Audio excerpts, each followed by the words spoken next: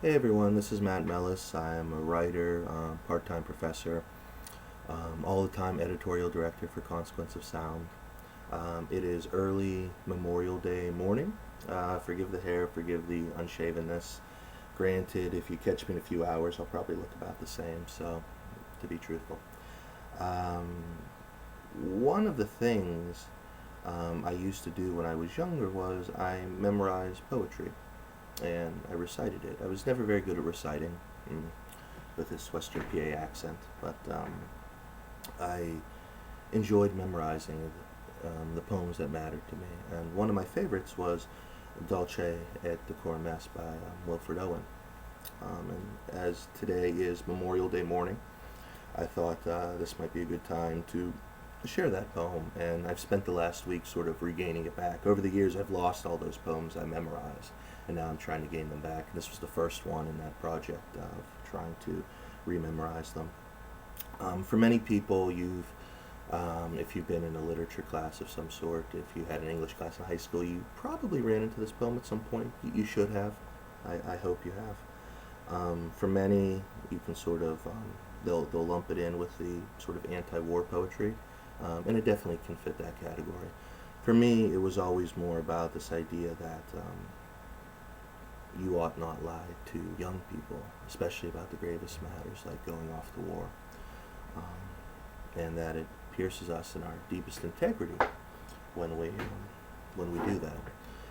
So I'm going to do my best here from memory to recite Dulce et Decorum Est and in honor of Memorial Day, just thanking all those who have served and lost their lives, who have served and made it through, who continue to serve and who will serve. Thank you for that. Giving me a country where I can wake up early on Memorial Day and freely recite a poem like this. So happy Memorial Day to everyone.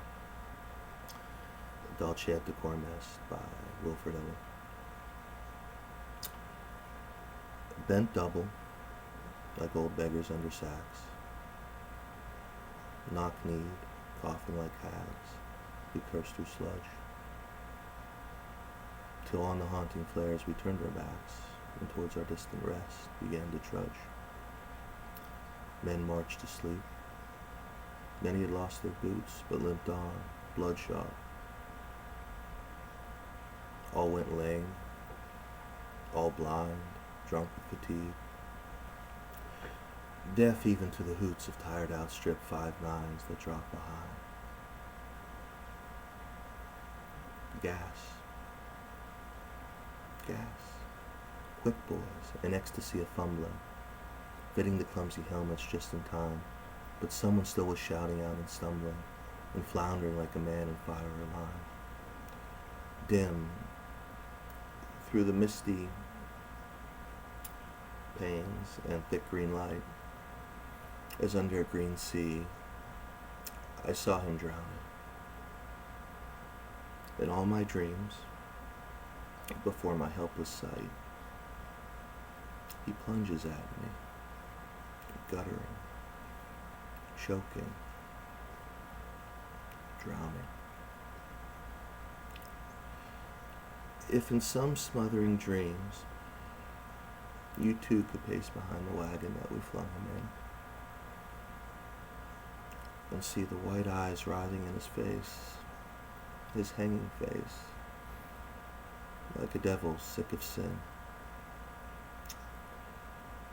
And hear, at every jolt, the blood come gargling from his froth-corrupted lungs. Obscene's cancer, bitter as the cud of vile incurable sores on innocent tongues. My friend, you would not tell with such high zest the children ardent for some desperate glory. That old lie, Dulce et Decorum Est, pro patria more.